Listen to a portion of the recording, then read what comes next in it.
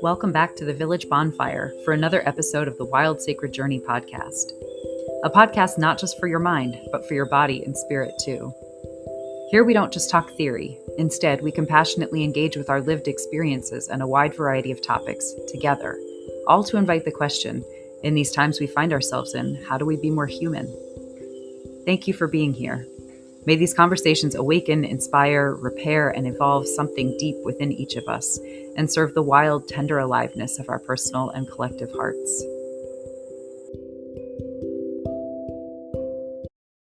Hi, welcome back to another episode of the Wild Sacred Journey podcast. And so we begin, as we always do, with lighting our candle, our village fire.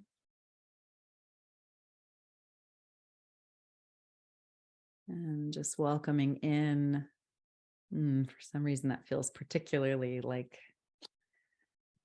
I don't know, effervescent this week. Must be all that spring energy, that fire coming in. So here's the village fire, and here we are gathering around it. And so maybe we take a few deep breaths in and out together.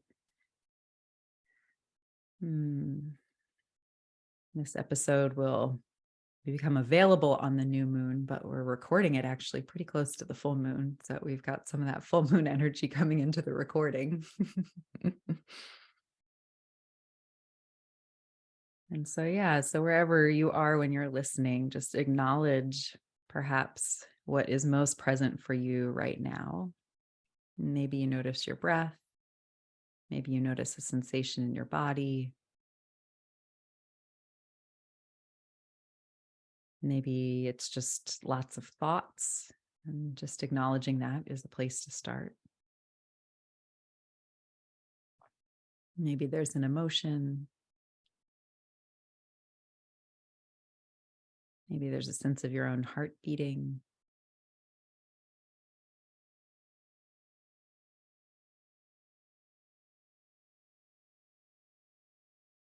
And as we drop in and acknowledge what is most present for us right now, that allows us to actually come into a space where we can be in relationship with something outside of us, rather than filtering through the things outside of us through whatever is kind of up in our experience but hasn't been acknowledged.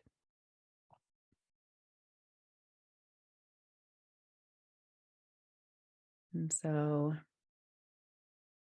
we acknowledge the land that we're each on. We acknowledge the sounds around us, the smells,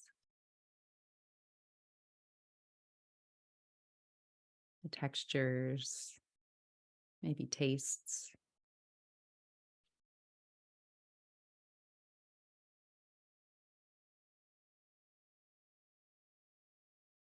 And from this space of just availability, of honor, we say thank you, thank you, thank you, thank you.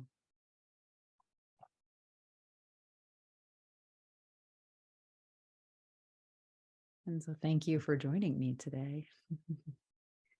So today I have Dan McNeil with me.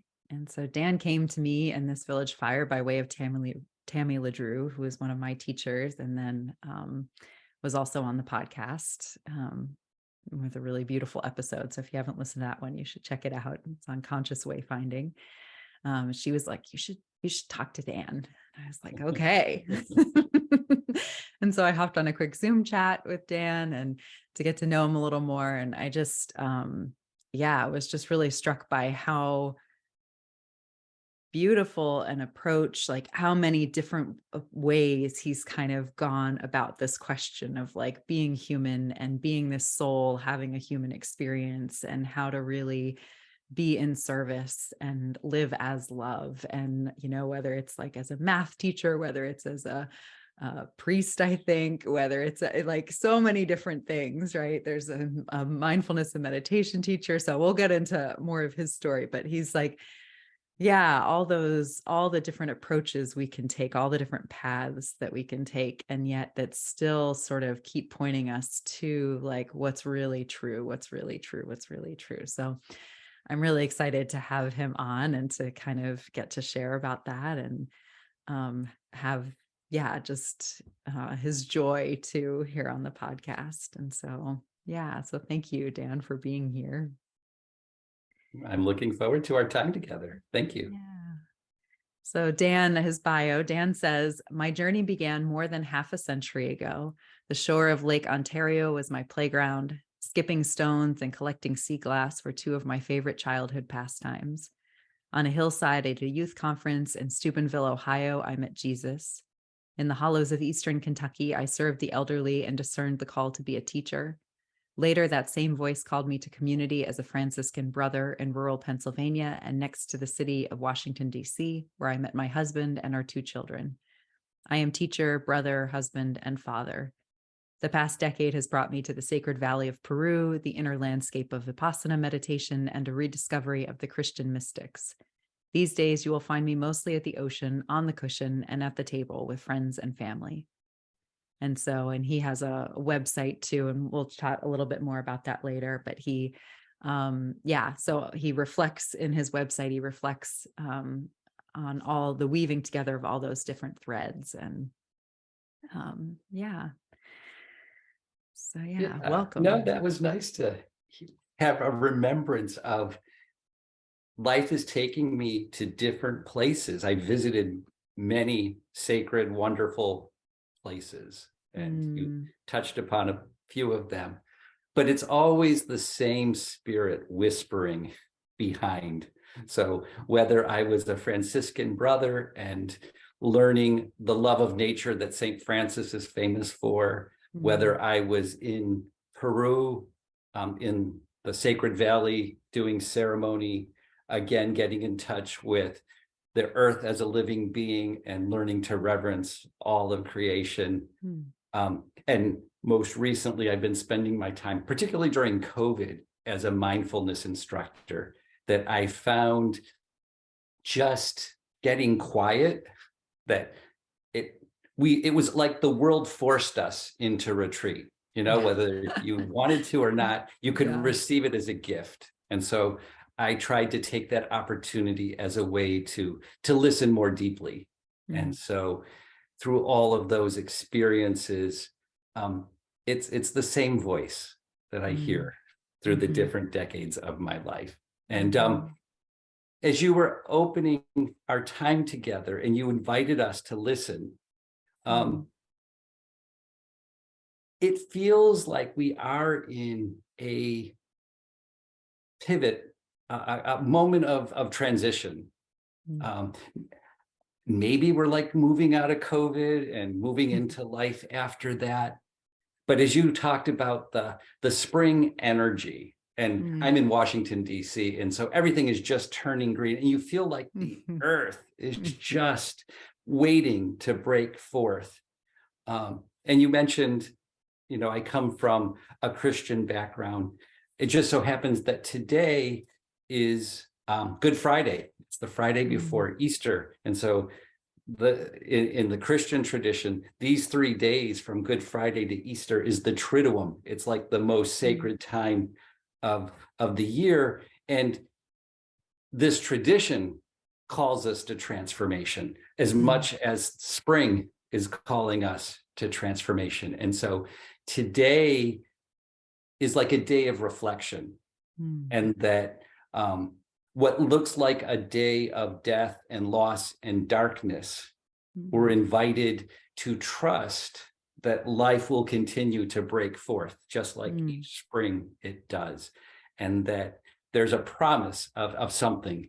And I find, like when I listen to the voices of our times, just this week, the craziness in Tennessee where folks got kicked out of their legislature for protesting gun violence. Like you just see lots of reasons for despair. There's so many places where darkness seems to be getting the upper hand, but we on a journey, and this is what I was tapping into when you were saying, what are you feeling? is this sense of, in the midst of these trials, in the midst of these difficult times, is there something to hold on to? Are there seeds that are buried deep in the ground?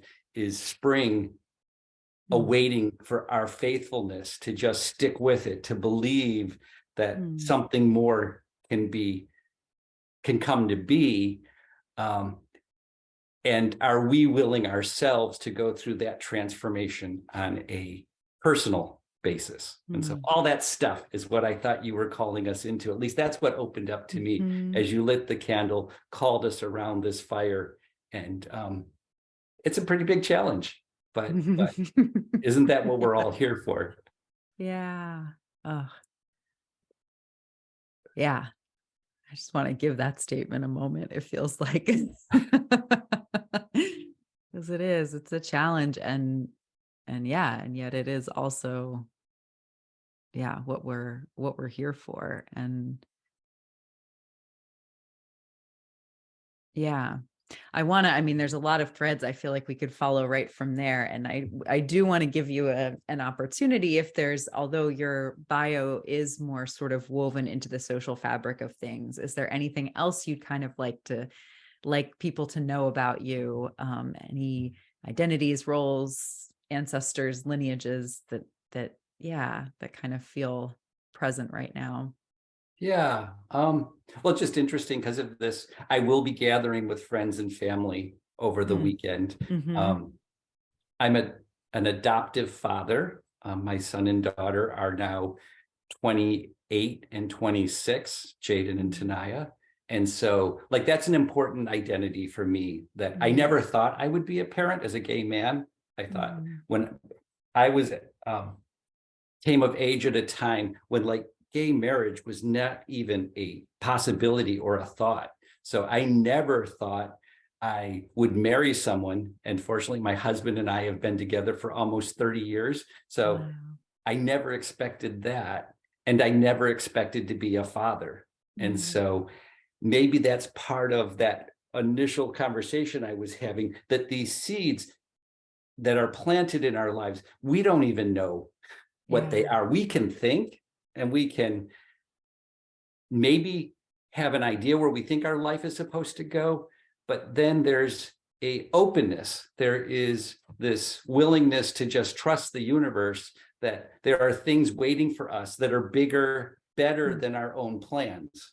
And that if we're faithful to that, great things can open up. So I just wanted to be thankful for those roles given to me.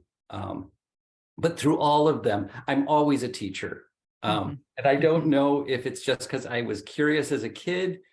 I love solving puzzles. I love figuring things out. My own curiosity took me to a place where I loved being in places of learning. I loved being a teacher. That morphed to a technical trainer. I'm teaching at the VA these days on financial software in my day-to-day life.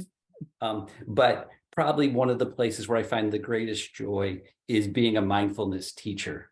And I just think so many folks are just trying to find their way through this crazy days.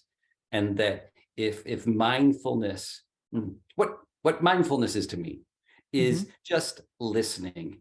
It was Rumi, the poet, Ram Dass quoted him, that says, the quieter we get, the more we hear. And I just think that's such profound wisdom, that developing daily practices, I meditate, and I find that I need that time of deep listening to help me make sense out of the rest of my life. So teacher is a role that I think I'll be talking about today. Yeah, I love that. Well, one of the things too that I feel like is coming up for me, kind of a thread that seems to be kind of woven through a lot of the pieces of what you've shared so far in the call, is this, it really first came up, I think, when you were talking about all the different places the sacred places that you've been, and how they may be different, but then, they're all kind of getting at the same thing. And, one of the things that was coming to me too is like that idea that really sacredness is actually a perspective, right? It's an approach. I actually think sacredness is a way of listening. It's how, yeah, it's a depth of listening, actually, in many ways. For me, that's what it feels like. And so, yeah, that piece coming through of like, anything can be sacred if we are listening from the level of looking for the sacredness, right? And so our lives can be chaos, and they can be confusing, and they can be overwhelming, and they certainly are those things at times, right? And there might, if we listen from the depth of sacredness, there's a larger pattern, there's a larger ebb and flow, there's a larger, question of faith and trust and surrender, perhaps, right? And like, it's funny because I've had people ask me before, like, well, what if all that's made up? Like, what if you're just making that up to feel better? And I'm like, well, is that so wrong? Even if we are, right? Um, yeah. I don't know. Do you Yeah, have yeah. No, I think it's so easy for us to compartmentalize our lives. I have, my head, my heart, my body, they're all disconnected. Like, to me, that was a huge part of life, was just figuring out how all of those things belong together to make my Mm, whole being. And we can mm, do the same thing. Here are the religious things, the spiritual things I do. Here's my day-to-day life, how I pay my bills. Here's my family life that, mm, when I sit down at the table at night, these are the folks I'm hanging with. And a lot of it can be chopped up. We're not integrated. And for many years, my own life was a process of figuring out how to integrate those pieces. But I think, like, what you're pointing at is life. Like, we don't live spiritual life and our everyday life. mm. I'm going to That's mute for a okay. sec. Uh-huh. Got a dog barking in the background.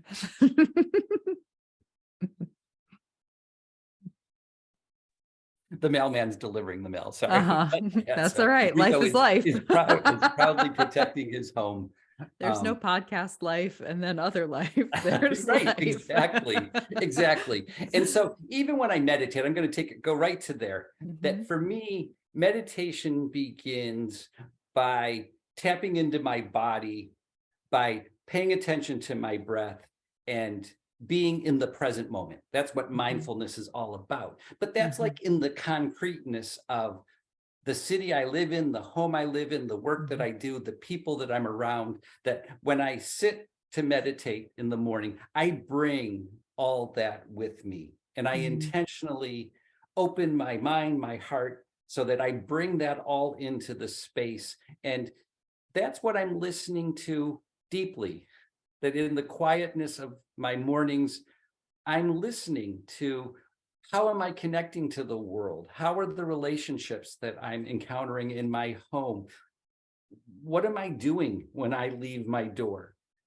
So for me, like, that first practice of mindfulness gets me grounded, centered in the here and now, in my real life. And so I mhm, think that's the power of mindfulness. And if people are exploring it, like, there's a zillion books, a zillion teachers, and you can never go wrong wherever you are in your life by learning to listen deeply to your heart. So, mhm, so like, that's just a starting point. But I mhm, think then that what I found in my own life, and again, it took a long time to develop that daily practice. Um, but then when I listen quietly, when I really listen to the deepest voices within, they're not in my head, mm, they're in my heart, mm, and it'll be about the people I love, the people I care about, the places in the world where I see suffering. mm, And in that listening deeply, I find ways of connecting. That the irony of mindfulness is, a lot of folks think of it as a private practice, that I just go off in the corner and I have this quiet time. But I found that the deeper I've grown in this practice, that in learning to listen to my inner self, it's almost like those roles, those identities that we talked about at the beginning, like, those are just masks. Those are just things that I wear for a while so I can mhm, carry myself through my day. But mhm, underneath, is the real me, and learning to let go of those masks, learning to let go of the roles that we play, is so freeing. Mm. And so that's, to me, the heart place. That's learning to really connect to your truest self, opens you up to connect then to others in an authentic way, to be real in your relationships with your partners and loved ones, your kids, your coworkers. And so if anything, mindfulness has empowered me to be a more caring person in the rest of my life. And so mindfulness is not just a spiritual practice, it feeds my whole life. It allows me to integrate that listening into listening to my colleague at work who's telling me about a difficult situation at home, and I'm listening with compassion, so yeah. Yeah.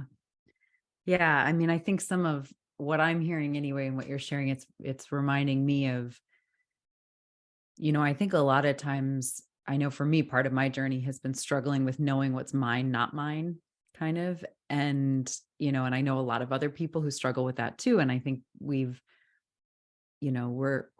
socialized with a lot of misunderstandings of what relationships actually are and what relationality actually is, and I think a lot of times, I know for me, there's a big component of like unlearning that I've been doing around relationality as being self-abandonment, right? Or martyrdom, right? Because that was like a pattern I picked up somewhere. Some of it's ancestral, some and epigenetic, some of it's like, how I think a lot of it can happen for women, right? Like bodies that are look feminine are socialized that way in a lot of ways.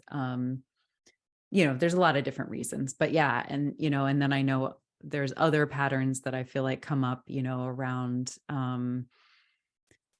relationality being, well, sometimes it's like dominance or relationality, there's a lot of different, there was another one I thought of that then like flew out my head. So we'll see, maybe it'll come back. But anyway, there's a lot of these like sort of misunderstandings that we have around what relationality being fixing or like somehow another thing we have to do instead of like just a presence and a listening space that we get to be. And so, I think that's, yeah, as you're speaking, I'm sort of being reminded of like, that we have to unlearn some of these things sometimes around what we've been taught relationships are. And part of that is like, knowing that mine, not mine. And a piece of that is spending time with ourselves and like listening and finding that solitude in some ways so that we can then connect in a different way. But that, there is no separation, but not in this, like, my body doesn't matter and my boundaries don't matter. And, we should all just transcend all of that because that's not realistic either. Yeah. Um, Yeah. A mindfulness story I like to share. And this is when I was growing in the practice, that my dad died 5 years ago, and I would visit my mom and try to spend some time with her. And we were on a trip together, probably within the first year of my dad passing. And so my mom, it was beautiful. She was saying, I wish I had a friend because I just want to tell them the stories of my life with my dad. And I don't want to forget them. And if I just had another person to share this with, it was a way for her to hold on to the memories and not lose them. And she was afraid she was going to lose them. And I, being the faithful son, wanted to react by fixing her and saying, oh, mom, you're doing fine. You're working through grief. It's all good. Dad would be so proud of you. And when you're talking about relationship, I realized like she wasn't asking me to fix her. She wasn't asking me to take away her sorrow. She wasn't asking me to stop the loss that she was feeling. She just wanted me to witness. She wanted me to listen. She wanted me to share. And Mhm. so that's probably one of the first times where mindfulness kicked in. And instead of me answering and reacting, I was aware of, can I just be present? Can Mm. I just listen? Mm. And it was just a beautiful moment that I would have missed Mm. otherwise. Mm. And so that goes a little bit to, we're so busy thinking Mhm. we have to do for other people, that we Mhm. have to be a certain way in a relationship, that we have to Mm. do a certain thing, we have to play a certain role. Mhm. And the ability to just give another person your full heart, to Mhm. listen with your ears, to just witness their life and to hold them, Mm. is a tremendous gift that so many of us are capable of giving Mhm. and just don't practice, don't Mhm. haven't done it, but we really could. Mhm. Yeah. It's uh, I'm reminded in your story, like she literally told you what she wanted and needed, right? She And did. like, and so often people in our lives are telling us what they want and need. And yet it's like we're filtering it through. We like, if we're not listening, again, it goes back to that like listening from the presence and the heart and sort of that sacred place. If we haven't built up the skills of listening from that place, then we're hearing it filtered through our own stories about our insecurities. Probably, I mean, I know for me, a lot of that stems from like a fear that I'm not good enough, and so I need to be doing to like be worthy and to like connect, right? And I mean, I think Yeah, that's for a yeah, lot of us. And so it's like then we filter through, and it's like we miss the part where the person in their sacredness, in their sovereignty, in their own wisdom of what they need, literally told us what they yes, needed. And then we're like, oh, but let me do this and let me do that. And they're like, no, I just want you to listen. right, And right, we like, right. we filter it through, yeah, our own, it gets filtered through our own insecurities. And then we end up often in some level of conflict because, you know, then it usually doesn't land very well for them, And, so many conflicts come from that, and wounds come from that space of not feeling seen and heard, right? And I mean, that's like the alchemy of what healing actually is, and when we talk about that repair, whether it's spiritual, whether it's um, you know, whatever the right word is, but the reparative act for those like inner wounds, is, I mean, mostly it's feeling seen and heard and Yeah, witnessed. yeah. Um, I mean, mm, I was on a retreat this past year, a silent retreat, and it was in a beautiful setting in rural Virginia, and we could walk through the acres, and it was in the fall, the leaves were changing, it was beautiful. And across the stream was a farm, was they were bulldozing parts of the forest to create this farmland, mm, and you could hear trees crashing through mm, the woods on the far mm, side. And other retreatants were just talking about how traumatic it was to think that mm, there were these beings, these trees that had been there for, centuries, were being toppled over, and you could hear the sound. And here we're supposed to be on a retreat, and there's this traumatic thing that we are witnessing. And in it, I was like, oh, I can't stop it. I can't, I don't have the means to go do it. Um, and I felt paralyzed. Like I wanted to fix the world, that my mm, heart went out, and I wanted, and it's mm, so mm, easy to become overwhelmed. mm, Maybe I'm not the only one that has this like mm, Superman complex, mm. that if it was up to me, I would save the world. And there's so many Mm, things I care about. And you see wars, and you see our political craziness, and mm, global warming. And like, there's just so many things that if you have a sensitive heart, you just want to close your eyes. You just want to put your head in the ground. It's like, it's so overwhelming. It hurts too much. If I let it in, I'm going to just be washed away in pain and sorrow. Mm-hmm. And while I was on retreat, I was like, that's not right. That can't be, I can't be overwhelmed into paralysis. Like that doesn't help anyone. So this Superman complex that I need to save the world, there's something wrong in my thinking there, that in my desire to fix everything, I end up doing nothing. I miss the point somehow. And as I was reflecting on the retreat, I realized I needed to listen to my heart.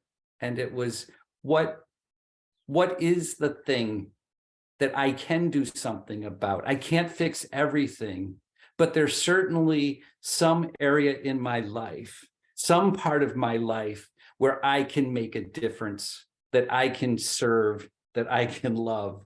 And so instead of paralysis, it was a call to this deeper listening once again, to where can my voice make a difference? Where can my gifts open up? And it ties into what you were just saying a second ago, in that it's almost easier to just jump on a cause and be part of what somebody else is doing, but to really listen to your own heart, to really identify your own calling, and then to stand up and let other people actually see your real voice, to witness, to shine in your own way, knowing again, there's all this darkness that just wants to willing to be that kind of vulnerable person, to then let your own voice be heard. That's to me the real challenge of being on this path. It's not all about having great experiences and all these spiritual benefits. It's, are we transforming ourselves? Are we transforming the world? That's how we started, the call of spring. Can we let these seeds grow within us? Yeah, it's funny. I love that you use the Superman analogy there too, because I mean, he's someone who's like, I have a fairly complicated relationship with superheroes in general, and that like there's the part of me that loves archetypes and myths and parables, that just kind of like loves the idea of those stories. And then there's the part of me that looks at like what they're actually teaching us underneath. And I'm like, there's a lot that's fairly problematic there. But, what you're talking about there with like that vulnerability, like that deep, profound vulnerability, and the absolute courage that it takes to be a tender heart, and to be willing to be a tender heart in a world that feels so dark sometimes, and to be a light in the tender heart, to let your tender heart be the light in the dark. Right.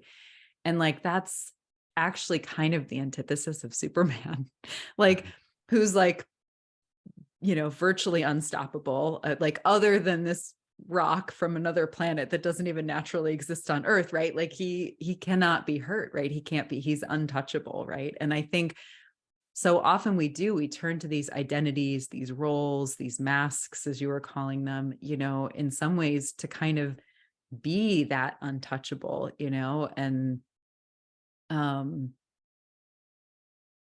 it's interesting. I don't know if you're familiar at all with the TV show Smallville, but it's telling the Clark Kent story. So who he was growing up, right? Before he like became Superman, as he's developing his gifts. And that was like far more interesting to me as a story than actually any of the Superman ones ever were.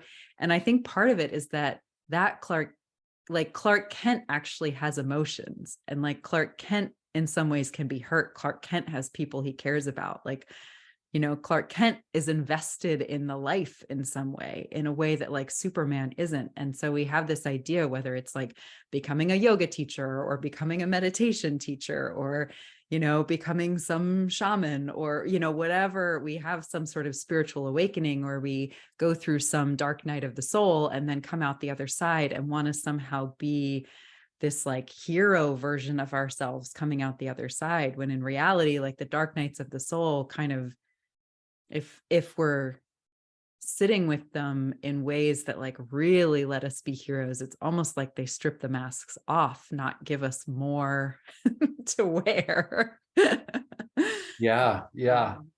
When I was studying Andean nature mysticism, my Mm, teachers would tell us that in the Incan cosmology, there's this belief that before we're born here, that our spirit is at the center of the universe, and that we choose the time in which we are to be born. We mm, choose the place we are to be born. We choose our parents. And they actually teach that we have earth parents, our biological parents that we're used to thinking of, but that we also have spirit being parents that mm, accompany us through life and watch over us. mm, Now, I know lots of folks that if they, really pondered, like I chose the mm. circumstances and the family and the dynamics and the craziness, and to think that, like, I think we're all living in some of the most politically divisive times. There is so much going on that it can be overwhelming, that we need superheroes, it feels like, to fix these crazy, impossible problems. But if the Inca were right, like, we are already the superheroes that, like, the universe was waiting for us. We were Yeah. waiting for this time in which to be born. Yeah. And so each of us is part of the answer. Each of us has something to give. Mm, Um, but I think, to me, that is the spiritual path. That is the struggle.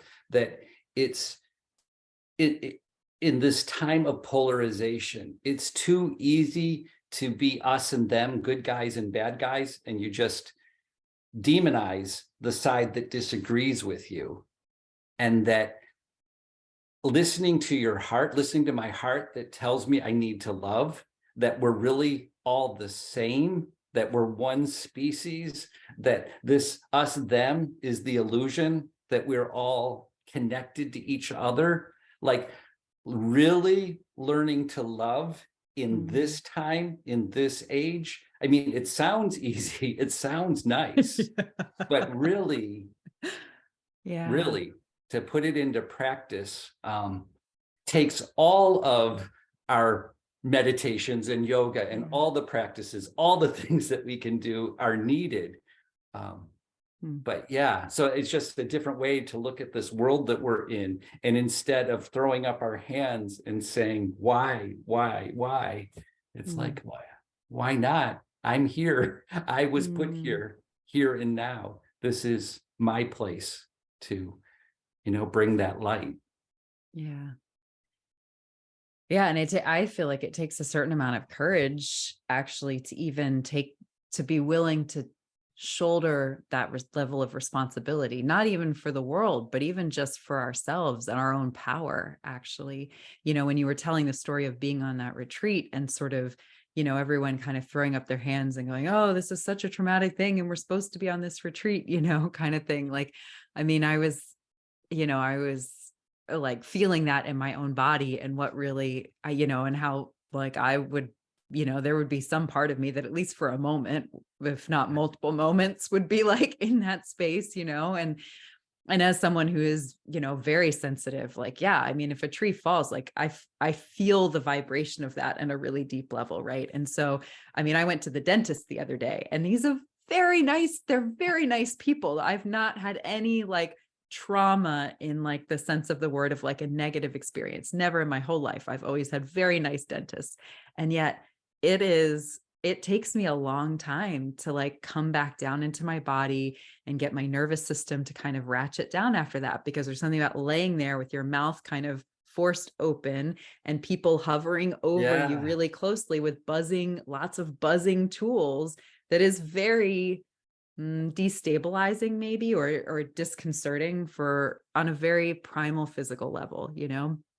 And so, yeah, there is something about big machines knocking down trees and hearing and feeling. And especially, I mean, I know when I did it was years ago, a 4 or 5 day silent meditation retreat. And I remember, yeah, coming, you come back out and you're just like you are so much more sensitive than you were going in because you've just been in silence. And so you've gotten to that place where, we're so inundated with sounds all the time and we don't even realize it. And then you go into something like a silent meditation retreat and you deprogram from all of that and you come out and you're like, what is this world? Yeah. um, Yeah.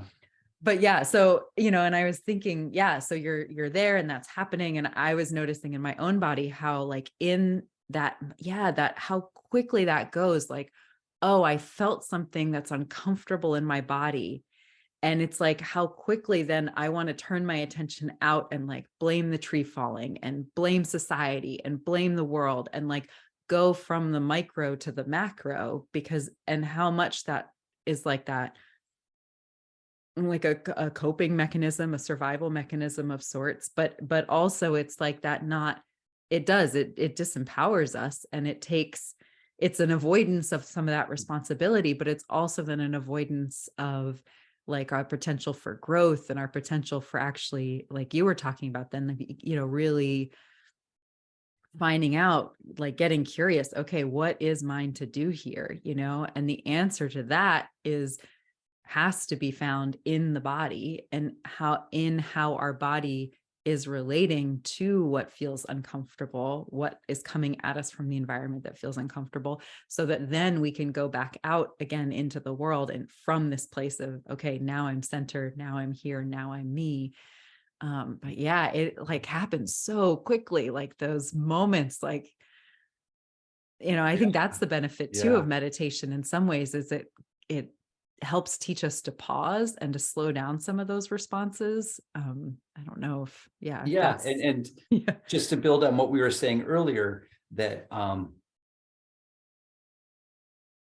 they're integrating our everyday life with our spiritual life, our practices with the rest of our life. Like, I think that's the goal, is to have one integrated life where it's all the same. And so I had started earlier saying how when I meditate, I use my body as a starting point to get in touch with the Mhm, here and now, what's showing mhm, up in my life, and mhm, listening to my body, because I think our body is like the best teacher we have to show us places that we need to pay attention to, mm, so getting in touch with really what's in front of me and what's going on in my life. The immediate is a great place to start. And so with meditation, I bring myself into the here and now, and center myself into the immediacy of my life. And then I had shared a little bit ago about, then I find this desire, this urge, this longing, to drop from my head and all of the planning and the mm, thinking, and really to try to drop down into my heart, where I can connect and listen to what's really important. And often that's where I hear the places calling me for connection, the places in the world where that one place, instead of fixing everything, really what's resonating in my mm, heart, what can I do? That's where I'll hear. And mhm, then the part I didn't say is the outward. So, you start in the immediate, go inward, and then this outward. I actually think of it as the transcendent, that we're part of something so much bigger, that mhm, our place in the universe is, Rumi again said, you're not an ocean, you're not a drop in the ocean, you are the mhm, ocean in a drop. And I mhm, think that mm, that transcendent aspect, that that mystery of, why am I here, what is my purpose, what is my calling, what is mine to do, like, to me, it's integrating all of that, what's immediately in my life, what's mm, interior in my life, what's calling me outward. And so mm, those three realms of awareness, when they can all resonate with one another, then I think that's when we're in the place we need to be. Now, it's always a challenge, to bring all those into harmony with each other. But that's why we practice. That's why we do this day in and day out. This is why we're going to make tons of mistakes. There'll be times when we're sitting with the person like my mom and we're giving advice instead of listening. We're not always going to get it right. But I think that as we show up for ourselves, we show up for each other. That's when we show up for the world. Yeah. I've been really sitting with too that idea recently, like we're not meant to get it right. Right. Like we're actually, it would actually be a disservice if we were to get it right all the time. Well, I mean, what then would be the point of any of this, Wow. And it's funny. I love how it feels like so many of these our conversation today has sort of been bringing in parables. And I love how that's, I feel like that's some of your Christian background and sort of certainly like the mindfulness background and the teaching background, really teaching through these stories, teaching through parables. And, and I think that's such a piece of this is like looking at life as can we look at our lives as if they're parables, as if what's happening to us is a parable? So it's like, okay, this is happening to me. What am I meant to learn from this? Or like okay, I did this and that wasn't great. What am I meant to learn from this? And, and not in an analysis paralysis kind of way, because that's not helpful. But, I was reading last night, I've been working my way slowly through Clarissa Pinkola Estes's book, The Women Who Run with Wolves. And I was just reading the story she shares there, the skeleton woman story. And that's been really resonating with me recently as I've been sitting a lot with questions around relationships and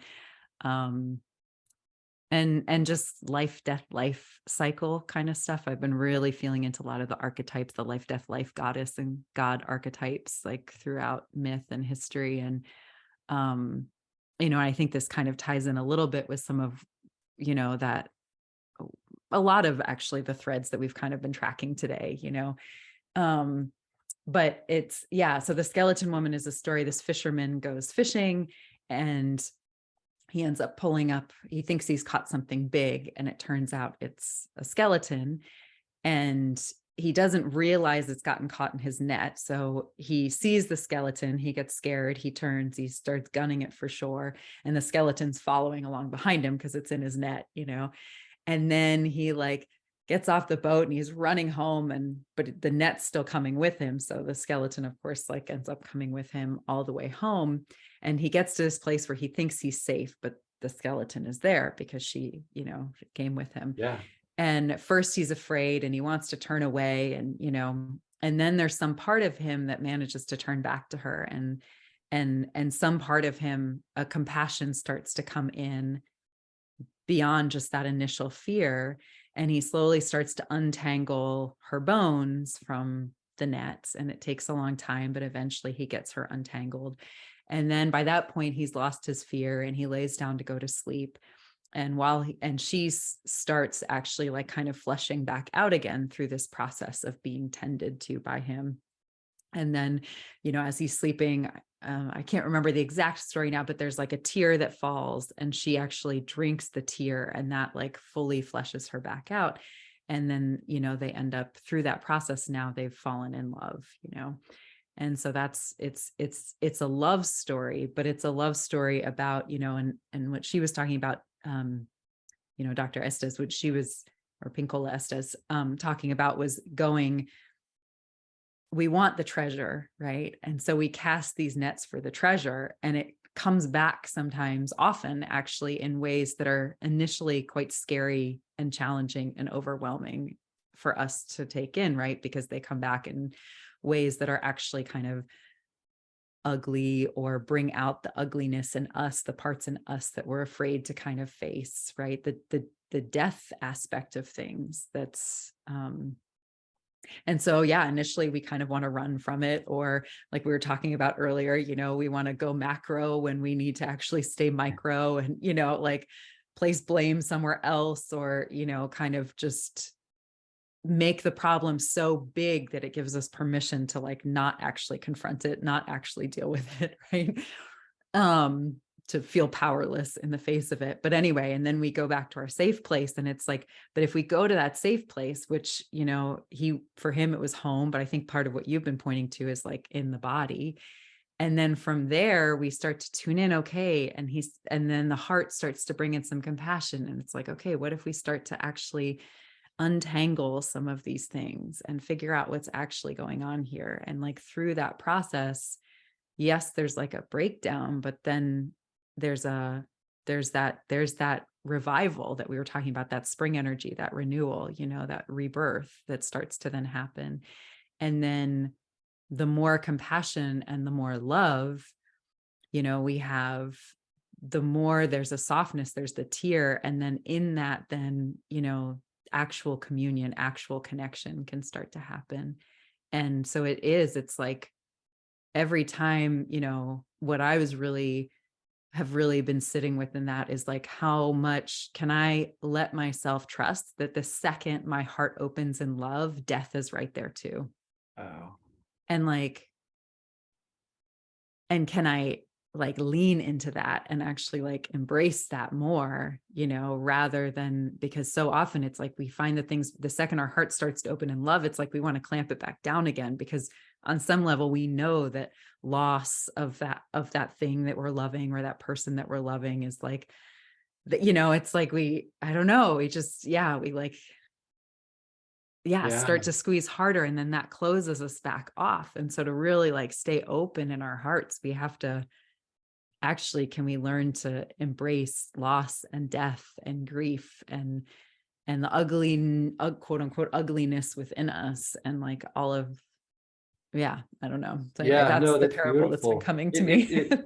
resonates with me in that I was listening to talking to someone about mantras and intention and setting an intention and saying you can create an intention for today, you know, just for the next few moments in your life.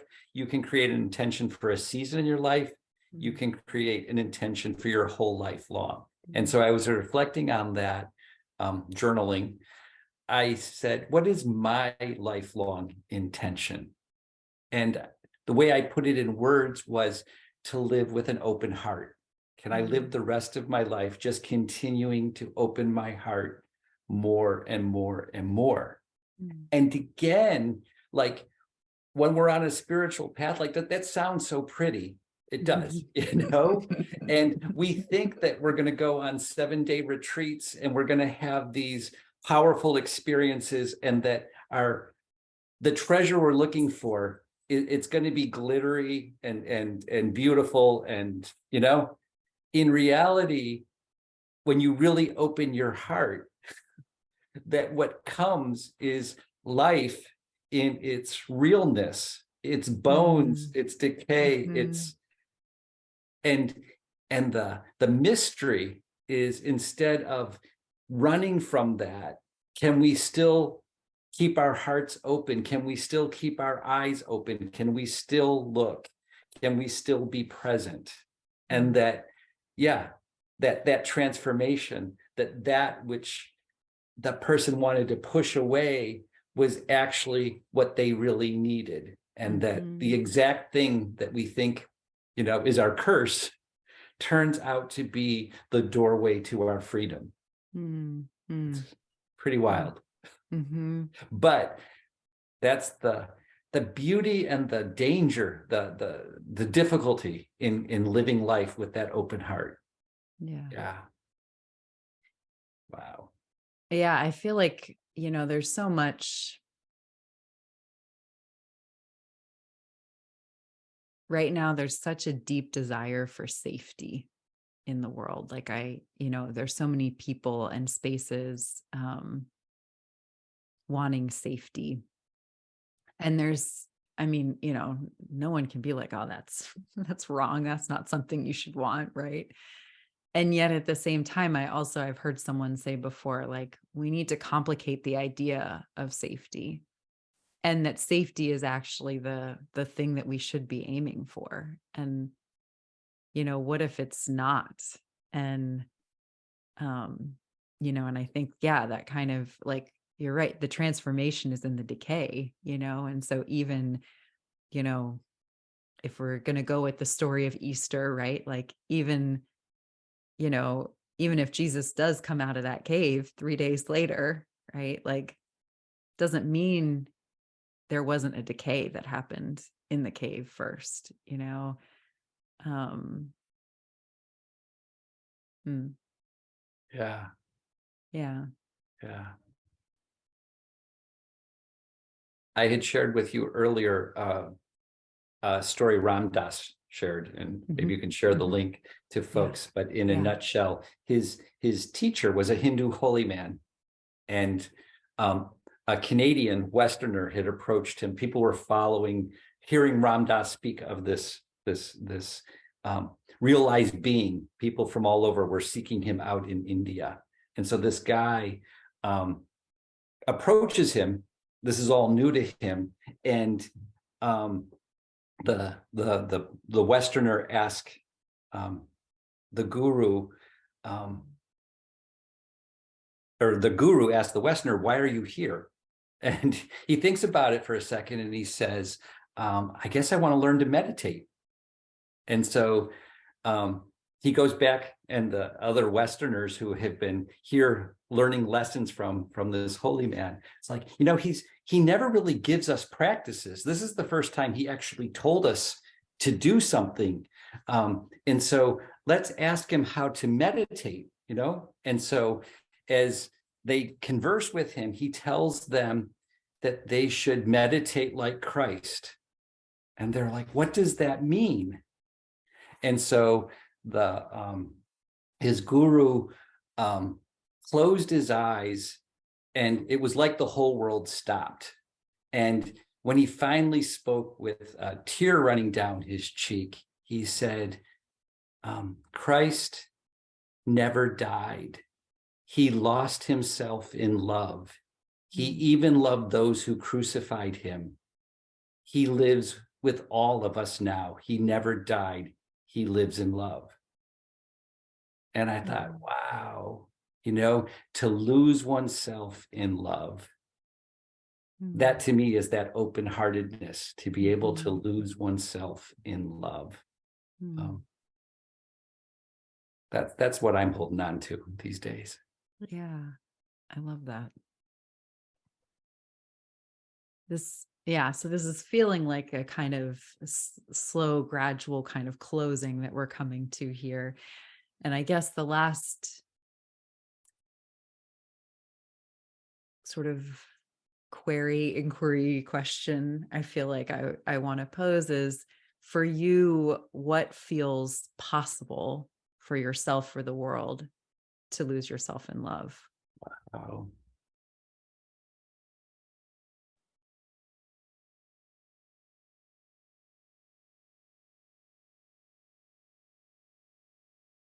I'm just trying to Mhm, listen in to my mhm, heart. You started us out by an inquiry of really tapping in to that. It almost feels like we could end the way we started, mhm, with inviting again to to mm, listen deeply, to create silence, to create space, to be able to hear the inner promptings of the heart, to listen to the wisdom of the body, trusting that each of us is our own best teacher, daring to believe that we arrived at this point in history because we're precisely the answer that's needed.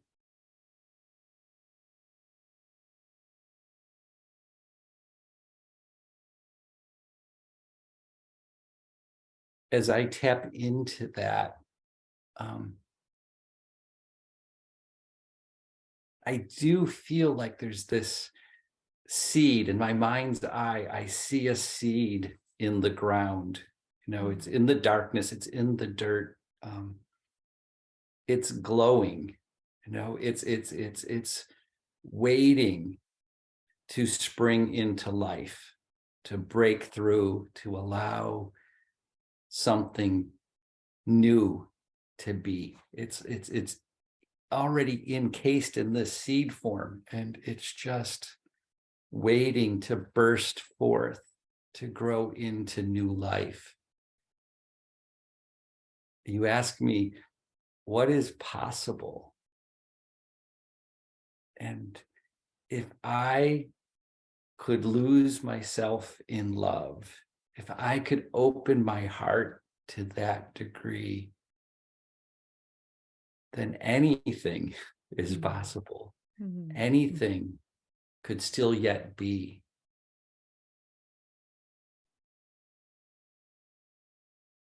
I'm hoping, praying that we can hold on to hope, that we can continue to believe in these dark times, that we can hold on to the light that already is inside each one of us. It would feel like the greatest tragedy would be if we disbelieved, if we allowed our own light to go dark. Then all is lost. There's no reason to hope. But if we can breathe into that spark, that light, the way an ember, when you breathe into it, can come into flame. That's my hope. That's my hope, that we'll continue to take our breath to fan that ember within, to allow it to warm us and bring us to new life. That would be a great Easter. Yeah. Thank you. Thank you.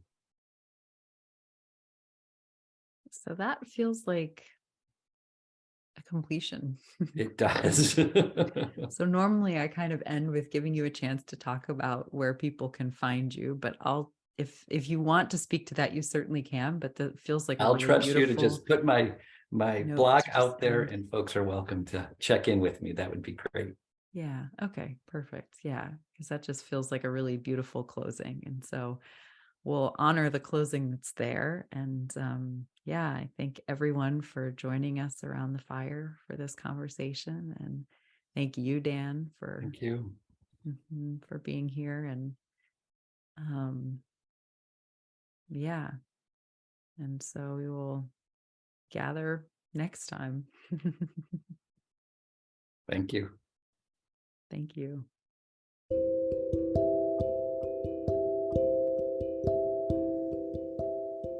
Hi, Kate here again. Thank you for gathering with us. Whether you've been here a while or found your way here thanks to today's guest, it means so much to me and the world I dream of to have you here. I hope you'll tune in for more of our conversations.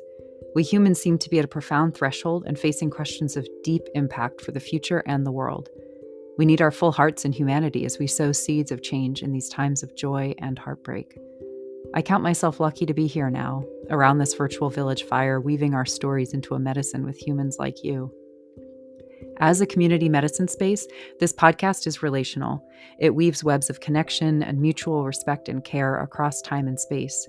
If you appreciate and support the future we're seeding here, you can support the weaving of this web in a few ways.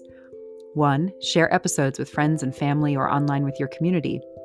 It also helps the podcast immensely if you like, rate, subscribe to, or follow the podcast where you watch or listen, so you get notified when new episodes drop and new listeners find us as they search. 2, join us on Patreon. Doing so supports conversations like the one you just heard and allows you access to live community gatherings and medicine circles and more as we continue to grow. It also helps me keep the space advertisement free so the conversations stay intact as they are. If you have questions, suggestions, connections, or would like to find out more about working with me, you can find me online at www.wildsacredjourney.com, on Instagram at wildsacredjourney_KP, or email me kate@wildsacredjourney.com. Until next time, from my heart to yours, I release today's fire with a prayer for our individual and collective wholeness, connection, and joy. May it be so.